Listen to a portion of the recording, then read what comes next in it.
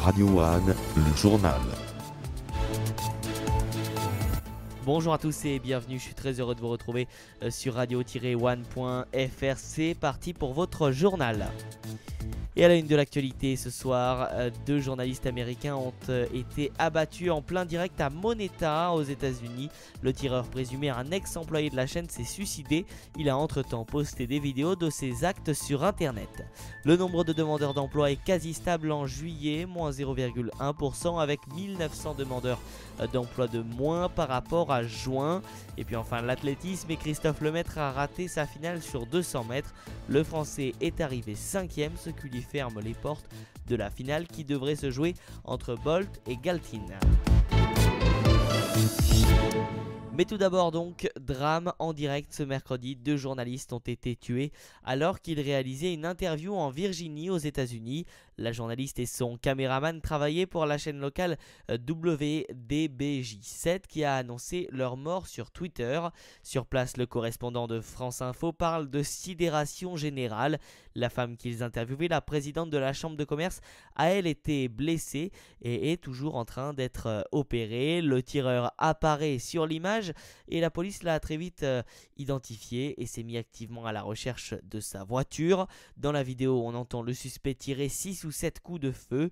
Nous ignorons le mobile, nous ne savons pas qui a tiré, a déclaré pour sa part le directeur de la chaîne Jeff Marks. Sur la vidéo, on entend également des coups de feu et on voit la caméra tomber. Le drame s'est produit lors d'une transmission en direct à 6h45. Le reportage concernait les nouveaux logements dans un parc et non pas dans un cadre dangereux. Et quelques heures après la tuerie, alors que la police a identifié le suspect, l'homme d'une quarantaine d'années a posté 2 vidéos sur ses comptes Twitter et Facebook.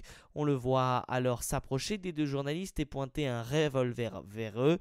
Il ne semble pas prêter à l'attention, concentré sur l'interview. On le voit ensuite tirer et la vidéo s'interrompt. Ses comptes Twitter et Facebook ont depuis été fermés et identifiés comme étant un ancien employé de la chaîne. Wester Flanagan était connu sur WBJ7 sous le nom de Bruce Williams. Il avait été licencié de la chaîne locale pour conduite inappropriée et menace sur d'autres employés. La police l'a ensuite intercepté alors qu'il avait refusé de s'arrêter. Elle a annoncé qu'il s'était donné la mort, puis a ensuite rectifié en expliquant qu'il s'était grièvement blessé en tentant de se suicider. Affaire à suivre donc aux États-Unis dans ce fait divers un petit peu fou. Un autre fait divers, c'est bien évidemment la fusillade à Roy et l'auteur présumé de la tuerie qui a fait 4 morts et 3 blessés mardi à Roy avait 2,8 grammes d'alcool dans le sang, a expliqué mercredi le procureur de la République d'Amiens. Le septuagénaire a tiré une trentaine de coups de feu au total. L'enchaînement des faits par le procureur de la République d'Amiens au micro de Mathilde Delémy. Commencer par les coups de feu sur la caravane, dans la caravane et autour de la caravane, sur la mère, sur les 2 enfants et sur le grand-père, étant précisé que, semble-t-il, le grand-père était à l'extérieur de la caravane, mais à proximité de la caravane.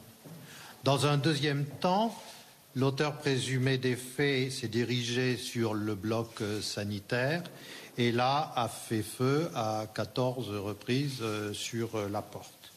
Ensuite, il s'est dirigé vers son véhicule et sa caravane et il y a mis le feu. Le procureur de la République d'Amiens au micro de Mathilde Delémy. Le chômage a baissé au mois de juillet par rapport à juin pour la catégorie A. Toutefois, des nuances sont à apporter. Premièrement, cette baisse est très légère, moins 0,1%, soit 1900 personnes sans emploi de moins. Mais surtout, les nouveaux modes de comptabilité des chômeurs amorcés en juin ont encore un impact sur les chiffres de juillet, ainsi que le précise le ministère du Travail. Ces opérations réalisées principalement sur le mois de juin 2015 se poursuivent à la marge en juillet et ont un impact à la baisse sur les évolutions du nombre de demandeurs d'emploi en catégorie A, B et C. Le ministre du Travail François Rebsamen s'est quant à lui félicité dans un communiqué de la baisse du chômage des plus jeunes. À l'occasion des universités d'été du MEDEF qui se tiennent ce mercredi et demain jeudi sur le thème de la jeunesse, le leader de l'organisation patronale, Pierre Gattaz, a appelé le gouvernement à sanctuariser le pacte de responsabilité qui octroie des allègements de charges aux entreprises en contrepartie d'engagements sur le front de l'emploi et de la formation notamment. Un mot des bourses mondiales, les nouvelles inquiétudes en provenance de Shanghai, qui n'est toujours pas parvenu à rebondir, ont fait retomber le CAC 40 de 1,4% ce mercredi à 4501 points.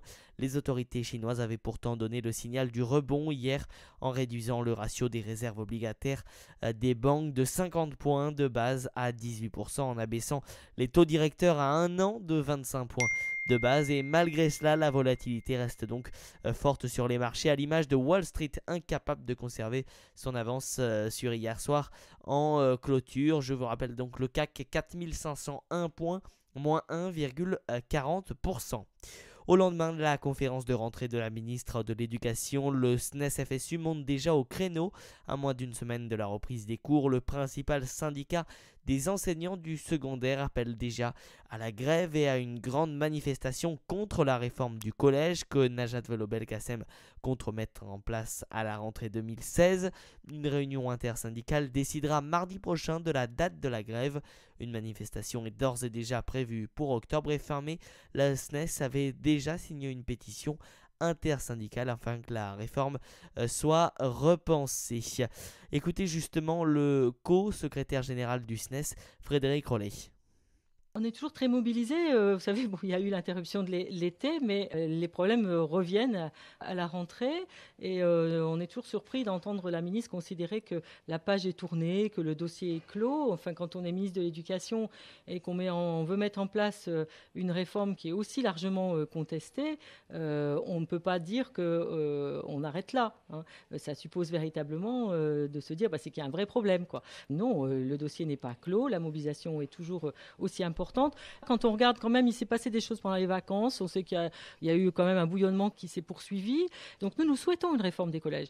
Donc ça suppose qu'on mette à profit très très vite le premier trimestre, là pour reprendre les discussions et pour obliger le ministère à le faire. Il faut évidemment qu'on mette la pression, et cette pression, elle se traduira par la mobilisation dans la rue. Frédéric Rollet, co-secrétaire général du SNES, au micro de Célia Kiré.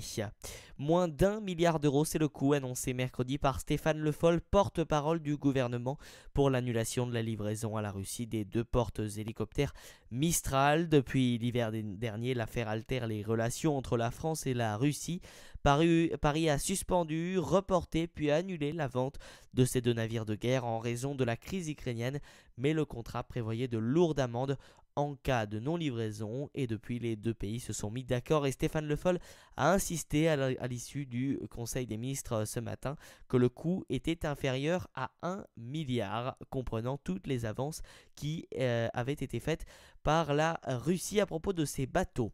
Comme en 2014, Emmanuel Macron ne sera pas à La Rochelle où s'ouvre vendredi la traditionnelle grand-messe de rentrée du Parti socialiste. Il faut dire que le ministre de l'économie n'a plus sa carte du parti depuis 2009, mais ce n'est pas la vraie raison de son absence. Reportage à l'université d'été du UPS de Louise Baudet. Pas besoin pour Christiane Taubira d'avoir sa carte au PS pour assister tous les ans à la grand-messe socialiste. Elle y avait fait scandale l'an dernier en s'affichant aux côtés des frondeurs et participe plus sagement cette année à la plénière République et Liberté organisée samedi. Mais voilà, Christiane Taubira est une icône au sein du gouvernement Valls. Sa caution de gauche, diront les plus radicaux des socialistes, qui en revanche détestent Emmanuel Macron, l'ex-banquier social-libéral décomplexé, porteur d'une loi ONI adoptée au forceps. À La Rochelle, Emmanuel Macron risquait d'être copieusement sifflé, mais ce n'est pas la raison de son absence. Non. Officiellement, c'est parce qu'il n'est plus socialiste depuis 2009. Officieusement, parce qu'il ne voulait pas venir. Il n'a pas besoin d'une invitation, explique un brin agacé un membre de la direction. Et s'il voulait participer à une plénière, il lui suffisait de décrocher son téléphone. Arrêtons le délire. Reste que le ministre n'est pas franchement apprécié à Solferino.